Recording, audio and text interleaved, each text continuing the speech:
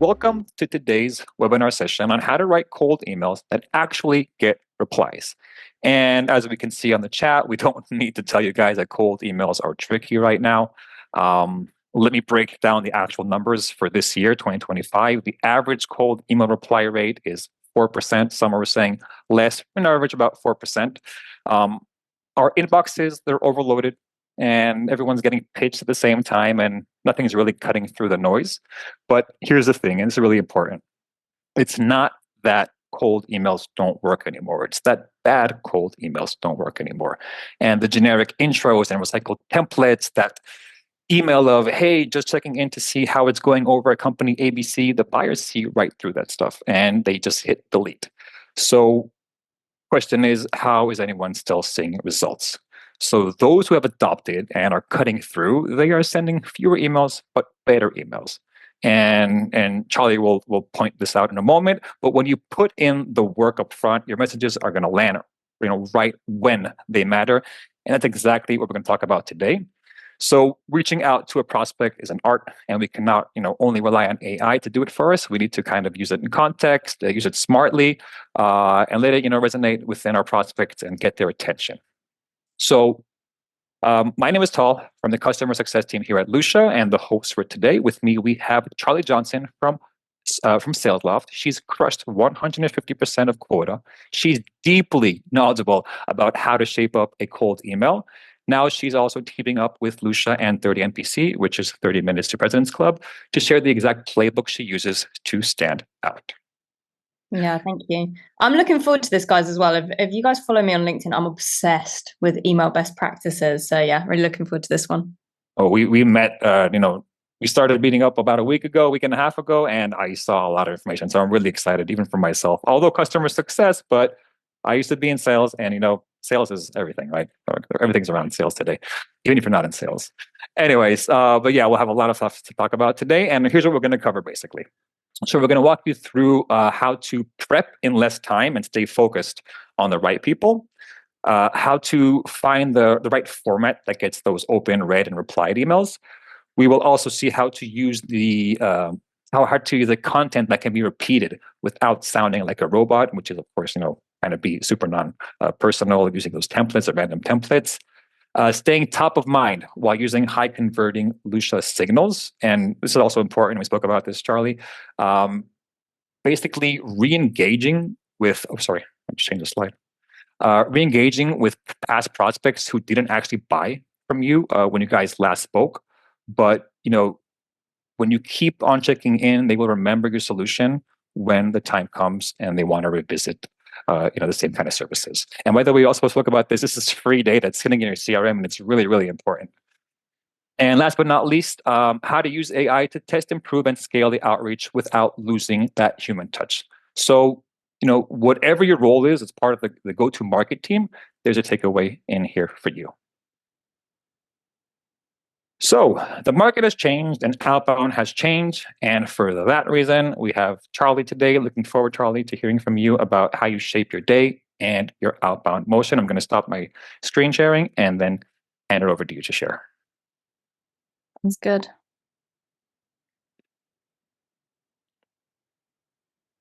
And just one more thing, for those who are raising the hands, Q&A section on Zoom, feel free to drop in questions. I wanted to just stay on this slide for a little bit, just checking how you can see the right. Yeah, I can see it. Oh. And just to make sure also, let's ask, because last time we had a little issue there. Guys in the chat, please feel free to let us know. Are you seeing the slide that says the market has changed? All good. Awesome. Perfect. Thanks, guys. I'm a pro.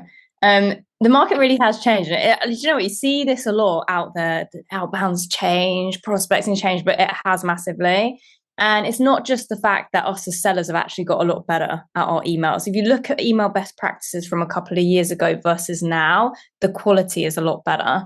That plus AI drowning people's inboxes. But the most important one is that companies just don't have additional budget to spend on nice to have tools. So in order for us to not only book meetings and convert people into closed won revenue, we need to be either solving a challenge, which is stopping them from achieving their goals, or aligning to an executive level or company aligned initiative.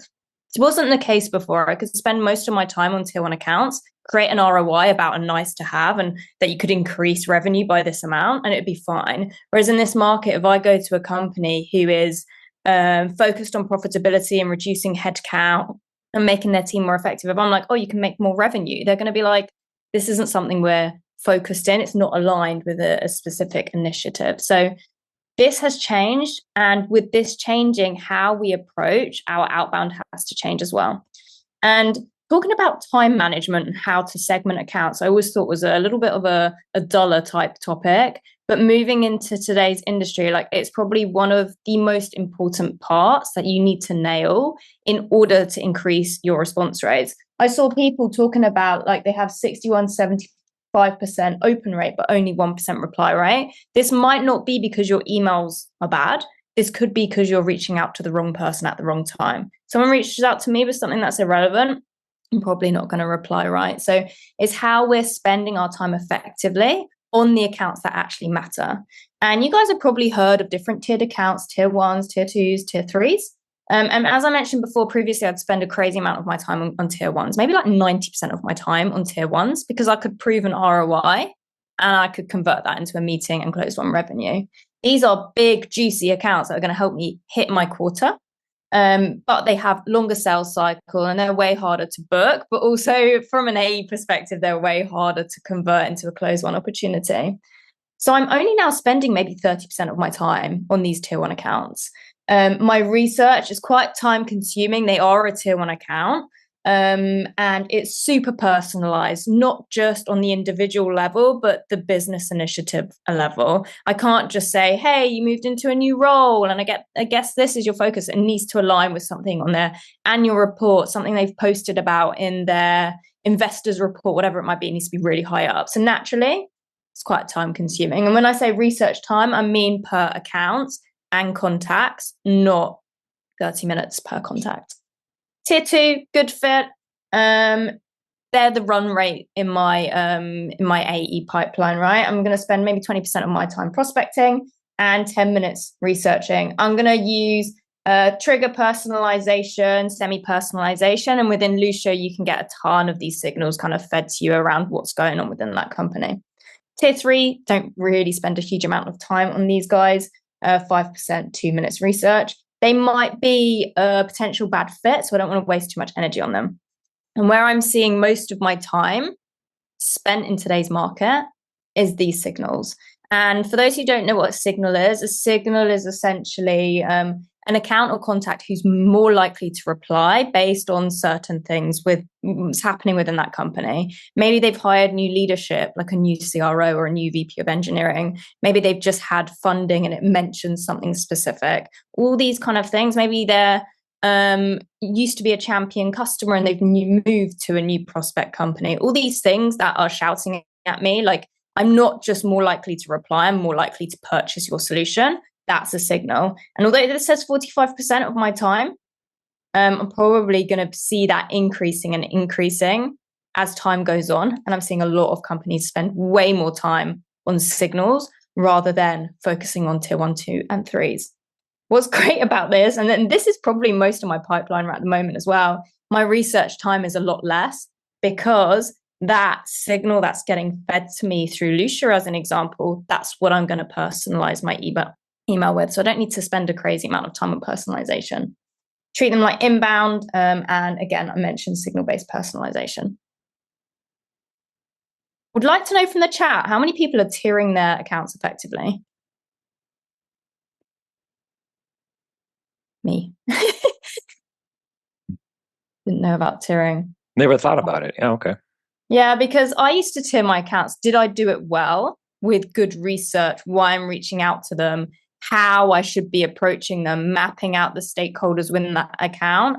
Definitely didn't do it properly before. I used to always tier, but I didn't do it well. So a lot of people saying they've never heard of tiering. This is how you should be prioritizing your time. And taking it a step further, I actually have, can you see it? A little timer. Like, I take this stuff seriously. If I'm spending 30 minutes on researching, I'm not going a second over that 30 minutes for that account. So my time is going to go up and I need to stop and move on to my next task. Our time is our greatest asset. So you cannot be wasting time and all your energy on tier 1 accounts that are less likely to convert.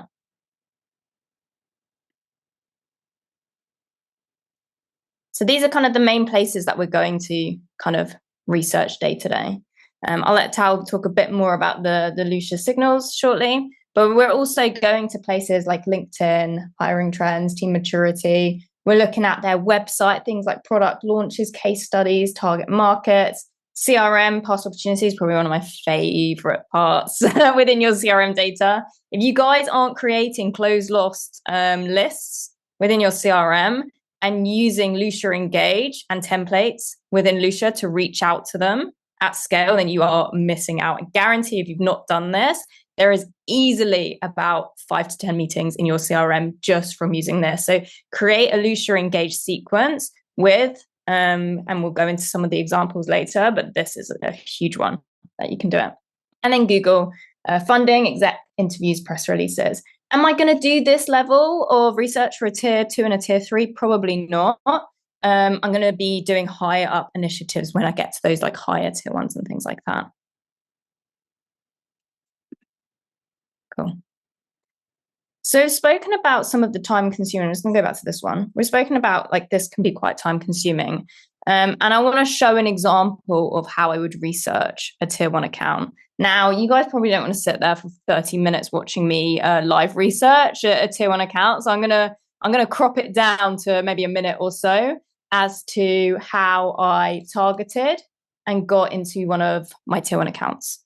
So, and probably the cutest logo, by the way, is how I initially found this account. But for me, working at SalesLoft, this is a tier 1 account that I'm going to be going after. They have perfect fit tech stack. They have perfect fit team size. And it's just a really good one for me to go after.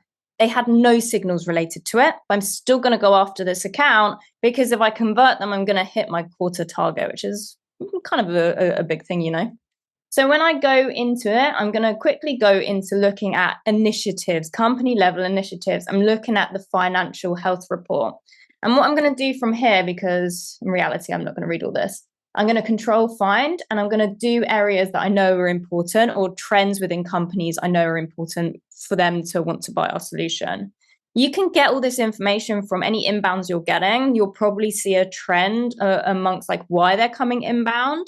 But also within your closed won opportunities, you should be kind of checking these out and monitoring them to make sure we can understand like what are the top companies that are converting into closed won revenue? Are they a certain industry? Are they a certain size? Is there a certain topic? And one for us is profitability, a huge signal for us to understand if a company is a good fit. So I can see that they're on this path to profitability, which is great. And it mentions it multiple times within this annual report. I'm also going onto their careers page to understand where they're investing headcount. There is a crazy amount of revenue teams, everything from pipeline gen individuals to account executives, and most interestingly, a founding account executive. So they're expanding into Canada. So from this so far, I know that they're focused on profitability. They're hiring like crazy. They've expanded into a new market. And when I find out this information, I go in and find, okay, great. They are doing this expansion, and it's going to tell me lots of juicy information about that here. From me, I'm also going to go onto their website, understand who they're selling to, what they sell. And you can kind of see how much of a process this is. How much time and energy. But something I also found out from this account, on top of all that time consuming kind of research that I've just done, guys, like this has taken me a long time. On top of all of this, I found out from a colleague that she was connected to a lot of the team who are within this company. So I ask how she knows them, who I should be reaching out to, and I find out who the right person is to reach out to. I then do my multi-channel approach within Lusha Engage to understand, okay, this person, let's try and get them to respond. And I eventually get a response to this person and find out who the actual right person is for me to going after. Like this is over the course of like over a week, by the way. Like it's taken me a while to get this response from Coralie, to reach out to Ghazi and understand exactly who I should be going after, and then also getting an idea of where exactly I need to be focusing my attention in that email. The most perfect situation would be that Clement replies to me straight away. There's another 2 weeks of grind reaching out to this account and getting nothing. And I'm just going to pause there. We're going to show you what the email looks like after all of that research, putting a bow on it and what it looks like. We're going to show you what that research and that email personalization looks like. I did book the meeting with Clement, but to give you insight into the unfortunate end of the story, it wasn't an opportunity because it was just bad timing because they've renewed with a competitor. Guys, the amount of energy, research, personalization I put into this account to then get, oh, we've renewed for another 3 years. It's like slightly heartbreaking, which going back to this point here is why I don't spend 100% of my time going into tier 1 accounts. I need to be encouraging my focus here. And we're going to show you what that email looks like after we've gone through some of the email structures. But I'm just going to hand over to Tal to show you how we can be better utilizing signals within Lusha. So you're not having a situation where you're me and you're going after an account that, although is a great fit on paper, but actually doesn't have any signals that are helping me to convert them into a closed won opportunity. 100%, Charlie. Those are actually amazing examples. Some that I have never even thought about as part of the sales team. Some that I have utilized, maybe not at that level, especially the closed lost ones. We did, this is years ago, 6 years ago. Maybe it wasn't even an idea back then, but it was, in our brains, and we didn't really emphasize on it. And I think it's also important. But yeah, great examples. And it's good to really understand, who to engage with and how to engage with them. So I'm going to go and share where we are at today and what we can do to remove all that manual work, or at least help us out, and allow Lusha to take a lot of that work out of our hands and feed us with the next best kind of matches. So in this area, meet the new home playlist catalog, which is more of a Spotify kind of area, but just built for pipeline, right? So this is also our new recommendations area. And based off of your top wins, your lookalikes, your buyer intent, job change signals, this is where you come to go and build your next pipeline. So let's take a look at the dashboard for a quick minute, and I'll just show you how AI steps in to play in the game. So on the main dashboard, are you seeing my dashboard? Okay, perfect. So right over here, the new homepage. Thanks, guys, in the chat.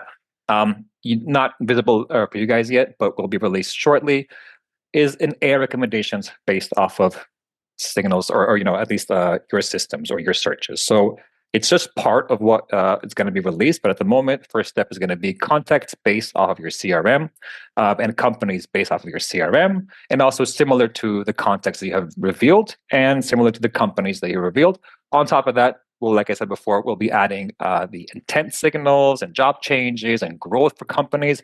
But this is the area where you go and just let Lusha to kick off that motion of outbound and really let's increase a little bit your screen. 1 second. Zoom in. If not, you should all be able to do this as well. I've gone over it and I've zoomed in as well. Here on this end, like that. Is that better? You guys seeing that?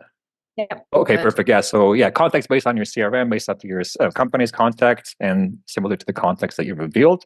I just want to show you over here. So when you click on View All Contacts or View All Companies, right over there, it will take you to the Recommendations tab. Those who have been, using Lusha for a while now, there was a Recommendations tab here before, but it's the same kind of layout. You have the contacts that were raised by Lusha, possibly a good match for you to connect with. Do utilize these searches because it does make sense for you to engage with them for multiple reasons. And you have the contact details on the right side. Go and reveal the details. Go and push them over into your list. On the bottom of the page, you can go and populate more contacts, more companies. Again, depends on what kind of option you have clicked into. But again, a lot more coming into the near future. And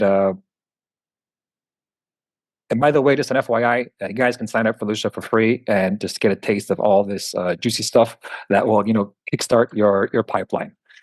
So yeah, that's a little bit about where we are at today, and I'll hand it over back to you, Charlie, to just take us down the road of how you do your outbound motions. We'll stop sharing. If I was everyone on this webinar right now, I would be getting a free trial, creating some kind of engaged sequence for closed lost opportunities, which we'll show you. And if you have access to AI recommendations, being able to go after those contacts that are most likely to respond to you is literally where the market is going. No longer do we have this massive list of endless companies that we just randomly reach out to. I saw someone saying they reach out to 600 people or something like that. It's not the way that the market is going anymore. We need to be way more tailored with our approach, who we're reaching out to, which company we're reaching out to, and why. And using those signals from Lusha is literally the way that you're going to be able to do this easily and not have to put as much blood, sweat, and tears into the prospecting process. Because if you're not doing this, I guarantee you're spending a crazy amount of time and energy, and you're probably not getting like amazing results from the energy you're putting into it. Do you also call it spray and pray? Yeah, exactly. Yeah, spray and pray. Like, it used to be fine. And you know what? If you reach out to 1,000 people, you might get one response, but the response isn't going to be from a good fit buyer. It's not having that end goal of close winning in mind. And in the interim of you spamming out all this stuff, you're hurting your deliverability as well. So you need to be way smarter about quality versus quantity. Unfortunately, you have access to tools that are just going to give you this information and how to actually personalize as well. So it's so useful. I wish I had this when I was first. This was 6 years ago at Lusha. We didn't have this. This is all new stuff. It was basically 6.5 years ago, a small little extension on LinkedIn, but nothing more than that. Hardly even a dashboard. Yeah, it's where most companies I'm speaking to are focusing in their outbound efforts, signals, being smart with how we personalize at scale. Right, we're going to go into some email structures. I'm obsessed with this topic, by the way. So I'll try not to talk too much. But the point is, and we spoke about this at the beginning, is AI has taken over. Also with this, and you guys will probably notice it in yourself, I notice it in myself massively, and it makes me cringe a little bit, is how we as salespeople speak verbally, but also how we speak in email all sounds exactly the same. We've all adopted the same sales structures, sales templates, sales jargon language, which unfortunately means that our emails all sound the same. We have the same subject lines, like quick question, add in the company name into your subject line, saying 5 minutes to chat, supercharge your pipeline, all of these ones that are super salesy, which our prospects are becoming numb towards. So we need to be changing the way that we're thinking about emails in order for us not to only get opens, to also get clicks and replies. And you guys probably know the formula of what an email. I'm just looking in the chat. This one, first name and the little diamond and prospect name, is probably the most common subject line that I see. So I would really encourage to move away from ones where it mentions your name, your company name, their name, their company name, and have it focused on something that's personalized to them. Either a signal, so hiring AEs, first rep in Canada, for the example with Alan, not something that's going to be as kind of salesy. I think I remember using that one when I was first an SDR. So we need to be constantly thinking about how we can evolve this. But we all know what this process looks like. We have the hook, and let me make this clear, something only they would get. If your hook is sending to absolutely anyone, marketing as an example, it's just, hey, I see you're marketing, or hey, I see you're in this industry, it's not a hook. That's part of spray and pray. So here's an example that you could see that is only relevant to that person. Probably relevant to a few other people as a hint, but it's specific enough that it's only relevant to them. But it's also possible to scale. This problem needs to link to this hook. You can't say, Charlie, you have the cutest dog in the world called Mila, which I know, and then say, I bet you have this challenge with your day-to-day job, because it doesn't link. So it needs to make sure that the hook links to the problem, as an example, and then a call to action. And I put low pressure call to action and next step, because in today's market, when time is our biggest asset, we can no longer as easily get people to commit to time. So what I focus on is getting a commit to a reply rather than time. So I'll do, as an example, worth exchanging a few messages to learn more, or do you want me to show you a quick 30-second video of how this might help? This has changed a lot over time as well. It used to be, do you want to spend time next Tuesday at 3 p.m. for a free demo? Yeah, seeing a few, worth a chat, open to a conversation, are all like good examples of kind of low friction call to actions. But worth a chat is actually encouraging a meeting rather than a reply. So I'm trying to encourage a reply over a conversation. I saw somewhere in the chat at the beginning when I was blasted with about 1 million comments about what you guys want to get out of this call. I saw somewhere briefly someone asking about it from our prospect's perspective, and this is exactly what this is going after. So when our prospect looks at our email, what are they thinking? So when we go back to that screen of what it looks like from someone's inbox, they are asking, is this interesting? And that's the subject line and that hook part of the email. And depending on how long your subject line is, you haven't got that many characters in your inbox page to grab someone's attention and get them to open that email. The next part is problem and solution. Should I pay attention and read more? Someone said that they get a lot of opens, but they don't get clicks or replies. And that's often because we might have done enough, and see it as like different levels within a game. I can't think of a game, Mario game. Think of it as different levels. We get past level 1, which is opening it and then thinking this is interesting. Level 2 is that problem and solution resonating. If it doesn't resonate, they're going to click that delete button. And then should I reply as that call to action? That's level 3, and then you've won the game. Not quite yet, actually. You need to get to level 100, which is your closed one opportunity. But so these 3 things our prospects are thinking about when they're reading our emails. And whenever I'm reading an email, I'm always thinking to myself these 3 things. If I was in their shoes, would I find it interesting? Should I pay attention? And should I reply? Ask yourself this before you're sending an email. And if your answer is no to any of them, don't send the email. So let's go into this, what it looks like in the structure. And of course, I'm going to use my dog as an example, non-sales related, just to give you some insight. So when we say, is this interesting? The subject line is my dog's name. So to me, that's very interesting. And they've read about Mila turning 4 this year, which, yeah, is really interesting to me because she's my child. Then the next bit, should I pay attention, which is our problem and solution. Often cockapoos can start to get dental issues as they get to this age. How are you keeping her teeth clean without the wrestling match every week? Over 10,000 dog owners use our dental chews to reduce plaque without the fuss. Just toss one in after dinner and let your dog do the work.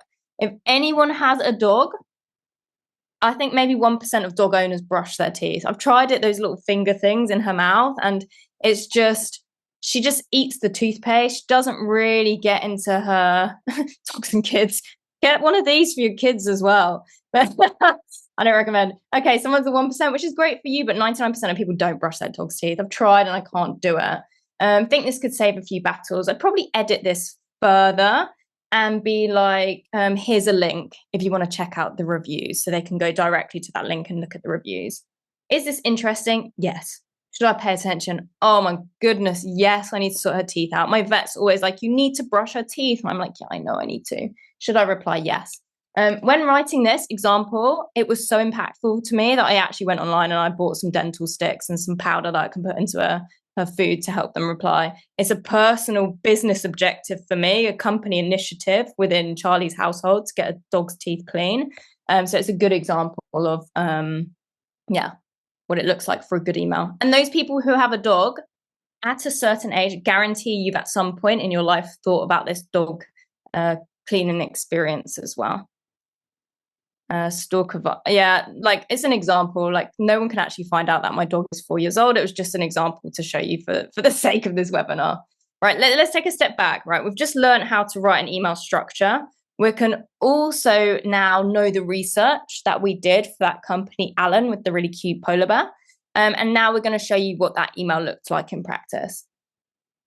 So let's go back to, is this interesting? Should I pay attention and should I respond? So if you remember from the research, is this interesting? We spoke to a colleague about who to reach out to. So Ghazi mentioned, and my subject line would probably be his name as well, speaking to Ghazi, something like that. It's directly relevant to Clement, and is something that's completely responsible to just him. So Ghazi mentioned you've recently taken over outreach responsibilities, Clement. I put the name at the end of the sentence because we've only got that certain amount of time to capture someone's attention, which is why I often put the first name at the end so I don't waste that space. Is this interesting? Yes, because I've spoken to their colleague, okay? I'm also doing some more personalization because they're a tier 1 account. So I saw Alan's plans to grow revenue while hiring less to support profitability goals heading into 2026. That financial report is where I read this. With a leaner team covering more grounds, how are you avoiding wasted effort on accounts that look good on paper but actually aren't ready to buy? All of that signal stuff we're talking about. Should I pay attention? Yes, because they're probably thinking about this. How we use AI to do all this lovely stuff. And bear in mind, what I put from AI is based on what his colleague has said to me. So this isn't just a random pitch. This pitch is based exactly on what his colleague has said that Clement is interested in. We're swapping a couple of messages to explore. We swapped a couple of messages. We jumped on a call, booked the meeting. Great, bad fit. Really long renewal contract with their competitor. Someone said, why not put hi Clement? As we mentioned before, you've only got a certain amount of characters within that subject line and that hook for someone to open your email. If your subject line is speaking with Clement and then speaking with Ghazi, and then I say, hey, Clement, Ghazi mentioned blah, blah, blah, it might not be enough to convert that people. My subject line would be spoke to Ghazi. Cool. This isn't scalable to everyone. There's no way I could hit target and have enough pipeline if I was to do that every single day, which is why we need to be thinking about scalable templates. And Tal, I don't know if you wanted to touch on this one, if you want me to take it. Yeah, you're good. Go ahead. Cool. Because when we're thinking about things like this, and I kind of hinted at it here, when we're thinking about this is specific enough and personalized that it can only be to that person. But fortunately, it's scalable to every single person who is hiring AEs focused on self-sourcing pipeline. So that is every single person hiring AE. Every single AE job spec will talk about self-sourcing pipeline because it's such a big focus at the moment. So what you're going to do is in Lusha, you can start to create scaled templates. So you're still reaching out to your tier 1s, your tier 2s, your tier 3s, and your signals, but you have a bank of templates to scale them to. And what you're going to do is when you're doing your personalization, write down the common topics of personalization that you're using. And these scaled templates need to be specific enough that it can only be for that person or company, but generic enough that it can be scaled. So if it's saying, I see you're this title in this company, is too generic. You need to go that one step further. So examples are new product launches, and you can read an example here. Next one, hiring a specific role, but not just the fact that I see you're hiring, making sure that you're explaining what it mentions and something that is specifically relevant to them. And then finally, team maturity and structure. So we can see that a team looks quite tenured, the challenges attached and a call to action. There is no way that I can reach out to signals, tier 1s, tier 2s, tier 3s without these scaled templates, especially when you're reaching out to tier 1s. Although it's not a crazy amount of my time, 30% of my time is still a lot of energy. So I need to make sure that when I get past that first few steps of personalization, that I have enough ammo in my template library to scale messaging to other people as well. Is anyone using scaled templates at the moment out of interest? No, yes. Yeah. And don't do this alone, by the way. Go to your team. Do this with your team as well. You don't have to do all of this alone. Go to your team and be like, let's jot down the top personalization topics we're doing, and let's create templates from them. But luckily for us, we can use them in Lusha's template bank. So then you don't have to copy and paste, and you can just start doing this at scale. So you're going to have those closed, lost, engaged sequences, and you're going to have a bank of templates to scale to people as well. All right, perfect. Sorry, I forgot myself on mute. Cool, Charlie. Okay, so that was a lot of information, super, super important. I would advise, I'm going to go head back and listen to this again, because even though I'm not part of customer success, this is really, really important. I'm not part of sales anymore. I'm part of customer success today. It still makes sense to understand how, the my end users eventually are prospecting. And it's, although I'm not doing it actively, I should know this more in detail. So 100% I'm going to go back to it. And we spoke about, how to stand out, how to work smarter, less work involved, tailored messages. Let's jump into the platform and talk about some templates that we can use and engage. And by the way, you can gain access to this feature. Just go and sign up to Lusha right now. It's free, no charge. There's a trial inside there. And again, it's open up for everyone. So go take a look and test it out. I am now in the main dashboard of Lusha. Charlie, you seeing on the screen? Mhm. Okay, so now I'm going to go over to the engage area. And here you can see all the sequences that I created. I'll go back to this in a moment. This is where I actually segmented the audience and in a way, quote unquote, because it's not exactly, but it's a one size fits all at some level. I'm going to go over here to the new sequences to show you there's 3 methods to go and create templates using AI Assistant, using Lusha's email templates, and creating from scratch. Creating from scratch, of course. No need to talk about that. Let's go over the email templates for a quick moment. And I'm just going to show you that there are a few templates that you can choose from. If you're not familiar with the Engage platform and sequencing and how it works, I basically take a template that's built by Lusha. We'll talk about AI as well in a moment. But there's already a pre-built sequence that has 4 automated emails inside that runs over 11 days. You have email 1 with the subject, and you can go and adjust the text itself, the email 1, the email 4, the email 8. Sorry, the days of the email spread out of 4 emails, and the days within. Go and customize those templates, change the structure, change the days. You can go and click inside, use dynamic fields, add in your signature, change the context as well. Make sure that also you're spreading out the days accordingly. So this is going to be the first email, but let's say we go over to the day 4, send this after 3 days from the first email. So it's a set it and forget it in a way, put a contact or a prospect inside of that sequence.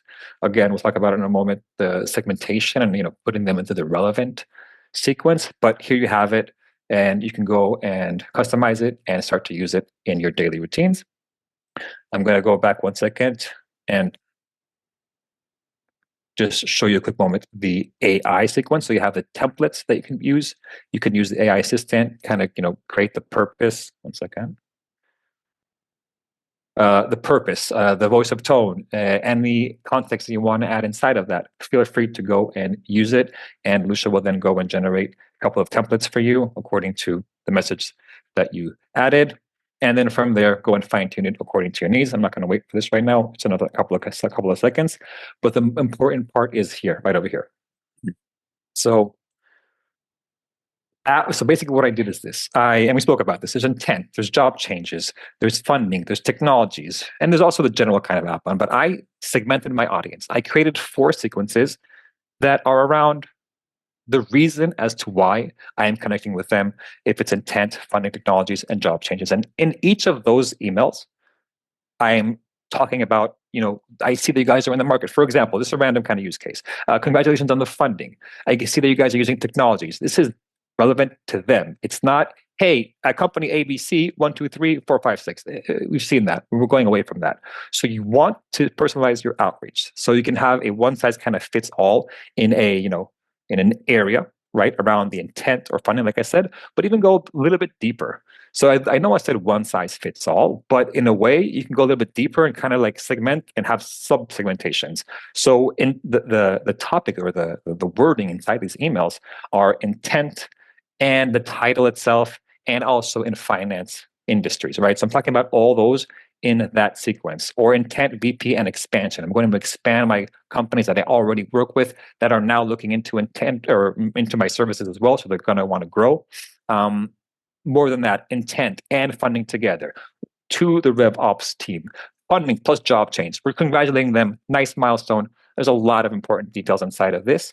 And that's segmentation. Now, how do you go and get started from Lusha? We spoke about the intent signals, the funding. You can go to the homepage, recommendations based off of your searches, your CRM. Go and send them over into those sequences. Go to the search platform and go and create a search. Use a saved search. Go to subscribe to a search. use the list that you already have. And the sweetest part, I don't know if you guys were in the previous webinar, but today's Lusha's lists become playlists. You go and activate those lists, and you add a certain kind of ICP into a list. You go and automate that list. Lusha will grow it by itself according to the contacts that are within that list, daily, weekly, add the contacts that you want, use the credits that you need, activate it. And the kicker, sending it from A to Z, is where I'm going to end, is to send all those new contacts that Lusha already populated for you all the way to the relevant engaged sequence by itself, right? So you're prospecting while you're sleeping, and you just have to wait for the replies. So make it count, make it personalized, make it really have a kicker that is going to resonate with the prospect. And that's basically my point of view and our point of view and how to achieve this kind of model. And again, just to say it again, you can go and sign up for free. You have access to this. It's part of the free trial. And Charlie, I'll send it back to you to continue the end, and then we'll go into the Q&A session. Cool.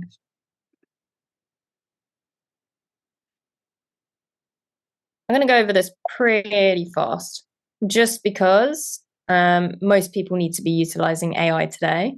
And there's a few people, excuse me, who said in the chat, like, I can't deal with prospects who, like, they don't deal well with really long text and loads of language in it. Like, what can we do? And that's not your prospects, that's humans in general. Like, we need to be decreasing not only the length of our emails, but we need to be way more targeted in what we're actually trying to sell. And unfortunately for us as salespeople, we've adopted such jargony language and such typical salesy structures that it can be quite hard to get out of that habit. So for me to do that, I don't just utilize my brain. I'll also utilize things like ChatGPT massively, where we've created this for you, and you guys will get access to this as well. You might need to change a few things based on your company, based on the structure of emails that you like to use. But what you're going to do is you're going to read this first. Then you're going to copy and paste all of this information. You're going to put it into ChatGPT, and you're going to start editing it over time based on the people that you're reaching out to. If I could show you the amount that was in this chat here, you'd be shocked. There's probably like thousands and thousands of email rewrites, and your first rewrite isn't going to come out perfect. You need to educate and train ChatGPT. And if you're slightly more advanced than just utilizing projects in ChatGPT, you can actually create custom ChatGPTs that learn your style and learn your structure based on what you're kind of sharing with it as well. So I do my first email, and then I get ChatGPT to write it, and then I give it feedback on the way. So it comes out with pretty good, like, I'm giving it feedback. I love this, blah, blah, blah. Can you do this? So over time, you're going to be educating ChatGPT on how to rewrite those templates for you, because it's all well and good having the right people to reach out to and having Lusha to help us reach out to those people. But if our messaging isn't sharp, then it's probably not going to land. And just to show you how good it actually is for me at the moment, I've done a before and after from putting this into ChatGPT. So, hi, Charlie, congrats on company expansion into 25 countries, huge milestone. It's a bit generic, it's fine. It's good personalization, but it's like huge milestone. It's like, who am I to say that, Guessing with this expansion comes higher revenue targets. Is a bit generic, of course, higher revenue targets, Reaching out now because many teams in similar growth phases, generic again, many teams in similar growth phases are rethinking how they scale outreach. Would you be open? I like the CTA, to be honest, that's fine. So when we get ChatGPT to rewrite this is what it's done. Based on, is this interesting? Should I pay attention and should I reply? Building pipeline processes for regions like Dallas and Dubai must be keeping you busy. It's taking it to that next level, not just like, wow, congrats, 25 countries. Looks like your current reps and those you're hiring are based in Europe, meaning they'll be handling international territories. Specific problem to this specific person. Yes, it is interesting. How are you ensuring your sales reps can adapt their messages across markets and execute confidently? Confidently is such a pain word for a lot of leaders out there. Would it be worth? And I haven't changed the call to action, or ChatGPT didn't change it. And you can see how it's taken it to that next step level. And you can do this for your tier 1 emails, but you can also do it for those scalable templates that you're going to be adding into Lusha as well. So before you add it into there, add the prompt that we're going to share with you. Get ChatGPT to rewrite that template so it's a little bit sharper. and then add it into your Lusha template and start scaling those messages out to your tiers. It's a wrap. All right. Perfect. So I guess Charlie, you can leave it on the screen right now. Thank you so much, Charlie. That was, amazing. There's a lot of information to go over. But now we are in the Q&A, so let's hear from everybody. We already have some questions that have been raised. I'm going to read them. And then there are a couple of requests here. So first of all, I just want to say the prompts that Charlie shared will be sent to you guys in the follow-up email. Proven to work, booking 3 to 5 meetings per week. So we'll send that to you later on. Let me just go over the questions. What's some best practices to blur the lines between marketing and sales language in messages? Yeah, I think when you're using one of some things like ChatGPT, like often marketing messaging can sound like it's come from marketing. So we actually don't want our messaging to sound like it's coming from a salesperson, coming from a marketing person, or even coming from a normal person like myself. We need to be using language that our prospects use day to day. That's the key. And to get that language, you can listen to inbound calls, you can read job specs, you can even interview your customer and your prospects to understand the language they use. Read forums online, G2 kind of reviews and stuff like that. So you can start to adopt your prospects language, not sales or marketing language. Okay, nice. I get low response rates. What should I do? I think basically like everything we went over today. But yeah, I mean, Charlie, am I mistaken? Anything in like a one-liner? Low open rates are down to your subject line and your hook. Low click rates are down to be honest, we wouldn't have links in it anyway. Low reply rates, probably your challenge/solution in the email isn't relevant enough. So try and think about, if I'm just saying something like, oh, lots of people are struggling with X, and that X is too generic, they're probably not going to reply. Interesting. For a startup with no existing close lost, how can the AI feature focus on new prospects, not known CRM contacts? So Lusha's AI isn't just focusing on closed lost opportunities. It's going to be focusing based on trends within their research. So hiring trends, funding trends, using their intent to surface people. It's not just taking into consideration that you have a closed lost opportunity. So it's the most perfect tool for you to start out with if you don't have closed lost opportunities, because it's helping you know where to prioritize your time from the get-go rather than just having a sea of leads to go after. Yeah, it's good. I'll add to that. It's going to focus. Lusha's going to focus you in the right way to start to get the wheel set in motion. And eventually we all get closed lost deals. I hope you won't have any, but bottom line, we will get. And then when you do get those closed lost deals, keep on reaching out to them, following up, and we'll come back to you when the time is right. Quick request. From Charlie. There's a lot of people asking about the tiering again. Can you just say that kind of like quickly? The tiering and the tier ones. Yeah.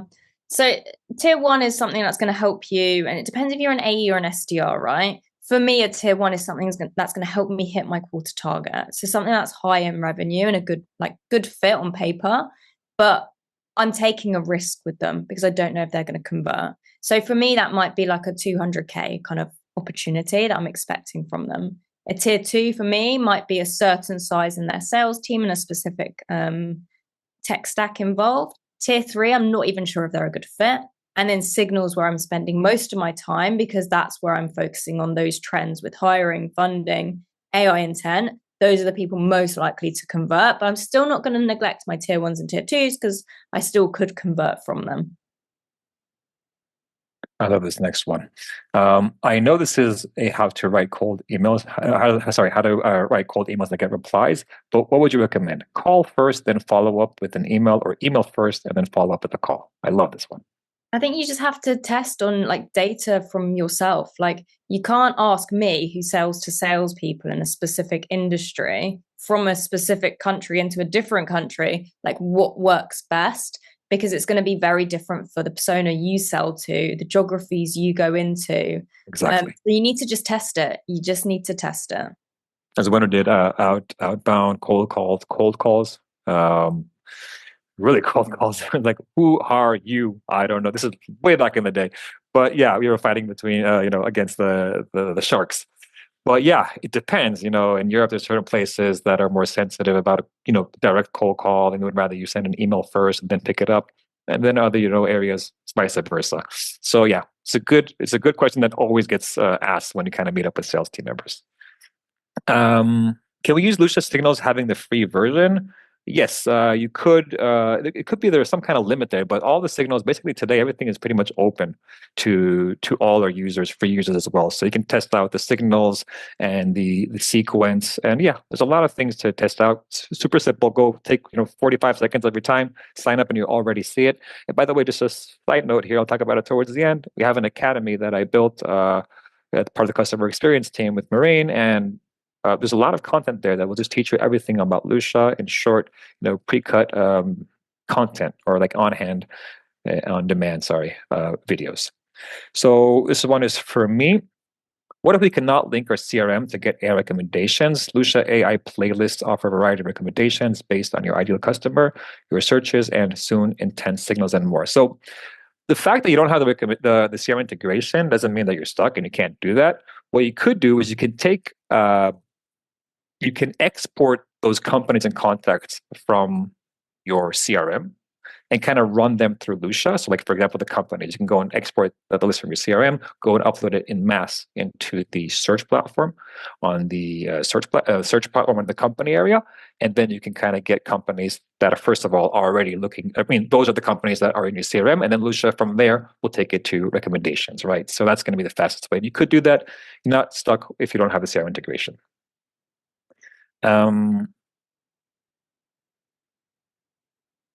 Let me see. Charlie, does Charlie change the number of emails she sends based on the tiers as well as adjusting the time she spends on or the cadence of sending them? Sorry, Da Vinci Code over here. Say it again.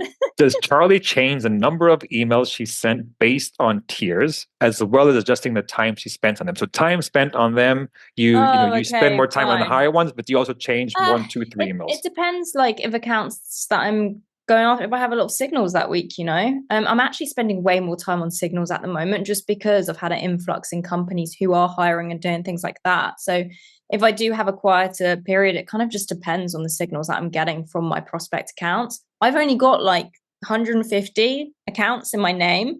So one week I might have a lot of signals and another week I might not. But overall, just pretend it's in the space of a year. Roughly, I'm spending about 45% on signals, 30% on tier ones. So it depends. Nice. A lot we're asking about training on Lusha. So just want to point out that weekly we have live training sessions for the end user, for the admin. We have Q&A sessions. So feel free on top of the academy. So you have the academy pre-recorded short lessons, but also the live webinars. So feel free, just go to our website and go to the resources area. You'll have webinars and the Lusha Academy. So feel free to learn more about that over there. Question for Charlie. What do you find your response rate percentage to be when using all these tools compared to the average 4% that I mentioned before?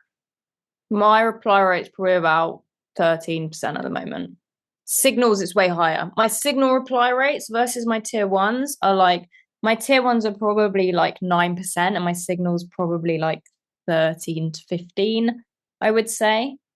So people in the chat saying I don't have enough time to personalize, I just don't believe that. You just need to be reaching out to less people. Nice. Okay, I think, let me see if I missed anything here.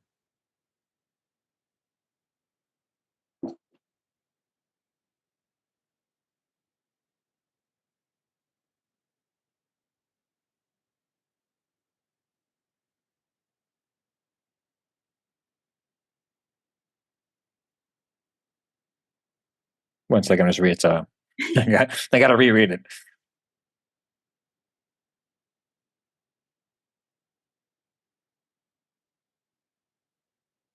I'm sorry. I'm looking both at the chat and the Q&As.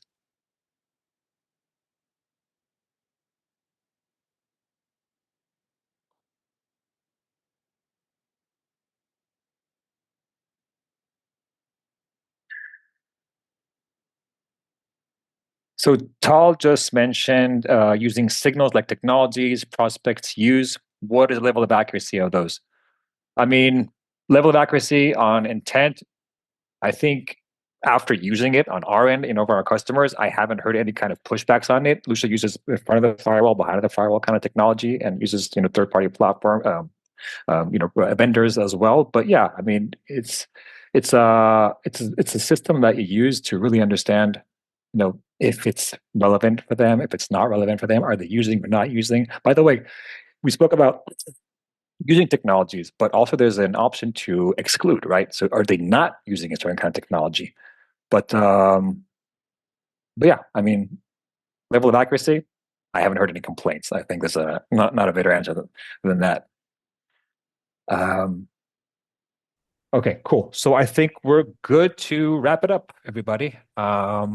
And that's it for today. So thanks so much for joining. As always, I hope you guys learned new things. Please feel free to test it out, tweak it, turn it into real results. You guys are, of course, going to get the recording after this with the prompts. Please go ahead to the Academy page or Lusha's website and the resources. You have the Academy to learn everything about this. And of course, all the platforms that we mentioned before. Sign up for free to Lusha, test it out. You can sign up for our webinar that are conducted weekly. Again, end user training, admin training, Q&A sessions. So feel free. And Charlie, again, thank you so much for joining us. It was delightful. A lot of information. Everyone needs to, go take a step back, and after we send this recording, take a step back, look at it again, pause it, understand it again. But yeah, 100% important information. And in general, guys, even small changes to cold emails make a big, big impact. So that's basically it. Thanks so much, Charlie, and everybody on the call. Also, Vanda and Asaf. Appreciate it. It was a pleasure. So as always, happy prospecting, enjoy Lusha, and crush your targets. We'll see you guys next time.